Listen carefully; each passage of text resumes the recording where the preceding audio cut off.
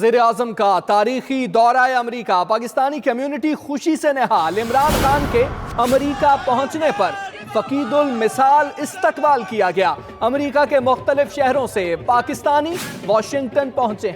ढोल की थाप पर रक्स भंगड़े डाले गए, पाकिस्तान जिंदाबाद के नारे लगाए गए, जबकि इसके साथ साथ इमरान खान जिंदाबाद के नारे भी लगाए गए। दर्जनों गाड़ियों पर मुश्तमिल इस्तकबालिया रैली भी निकाली गई।